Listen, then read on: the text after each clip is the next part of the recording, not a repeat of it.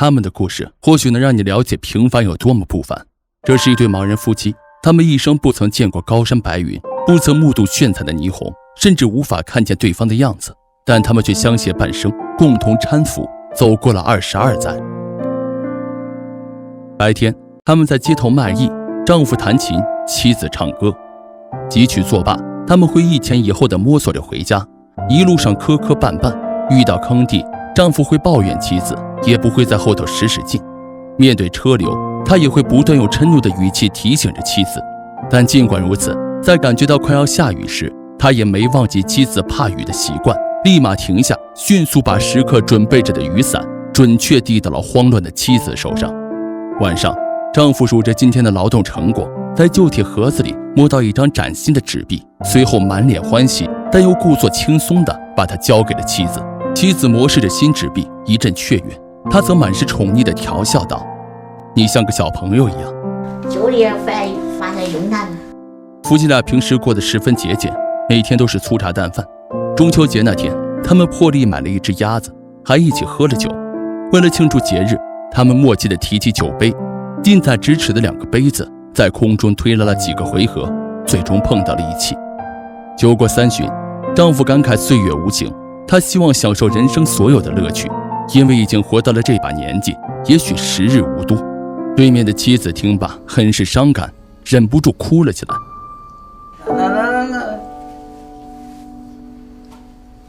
那个不哭，哭啥？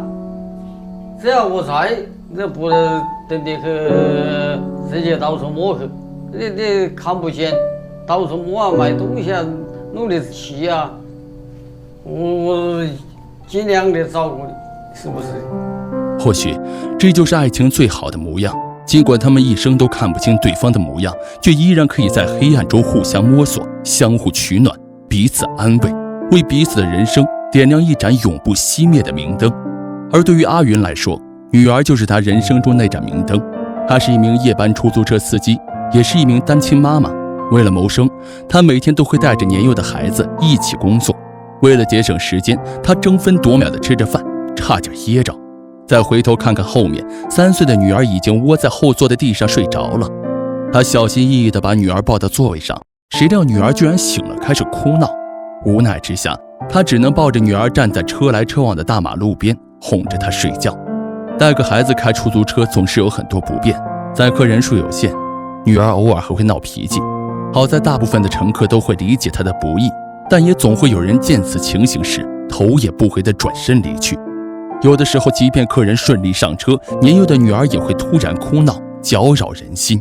母女俩的生活几乎都是围绕着这么一辆车来展开。尽管生活很辛苦，但她总会在苦中找到些甜。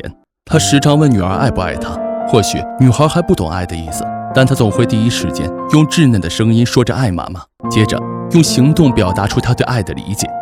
漫漫长夜纵然难熬，可是有女儿的陪伴，她甘之如饴。夏日的上海，这个79岁的奶奶和老伴儿顶着酷暑出门摆摊卖油墩子，一个2块5。他们的顾客多是附近的邻居，街坊们每回来买油墩子，总会竖起大拇指，敬佩他对困顿生活的坚持。7年前，夫妇俩的房子被3个儿女连哄带骗，拿去抵押做了生意，结果赔得血本无归，欠下巨额债务后逃走了，至今杳无音讯。和邻里说起孩子，老人愁苦的脸上总会夹杂着泪水。只是哭过，他依然要坚持着生活下去。我什么拿了都叫你的有外甥，我娘呀！对呀。暮色沉沉之时，奶奶才和老伴收起摊子，回到那个狭小破旧的棚屋里。一顿简陋的午饭过后，老2口看着电视，聊起了家常。饭光了准备去做啥？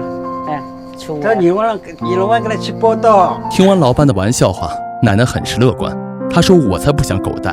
我还想去北京看一看纪念堂呢。”在这个寸土寸金的地方，他已不再指望买房。2人的退休金加起来有8000，可以租一个好一点的房子，分配好吃喝拉撒和看病所用，剩下的便是对儿女们无尽的思念，再无其他想法。同样保持思念的还有眼前这位功勋老兵。老兵已近100岁高龄，自打老伴去世起，一晃也过了20余年。如今的他玩着遥控坦克，像在部队那样踢着熟悉的正步，但思念从从未消退过。每年的2月26总会早早地标记在日历上，这是老兵爱人的忌日。他颤颤巍巍拿起笔写信，是给老伴儿的，把勋章别在军装上，穿戴整齐后，手捧鲜花来到老伴的长眠之地。他笔直地站着，大声朗读着自己对妻子的思念。自己走后已有21年之久了，我非常想念你，有时做梦啊也梦见你和我在一起战斗打鬼子，醒来啊一场梦，做了个梦，所以我心里非常难过。念完后将信件烧掉，里面承载着的思念便传到了另一个世界。岁月带走了老兵的青春，让他经历了多次的生离死别，和战友，和妻子。年轻时热血激荡的战旅生涯也已一去不复返，但足以让他怀念一生。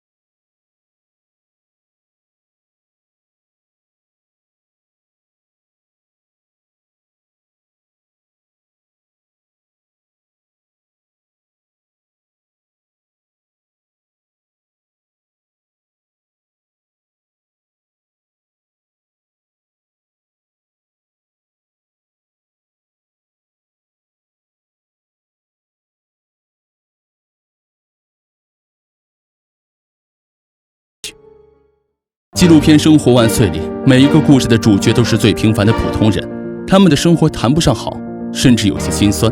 不过不凡只是瞬间的风景，平凡才是永恒的罗兰。生活的真谛不是让自己一直幸福下去，而是看清了其中的本质后，还能在这条荆棘路上咬牙坚持。即便满脚鲜红，只要熬过去，便能发现原本那些痛苦的无以复加的事，突然间就变得不足挂齿。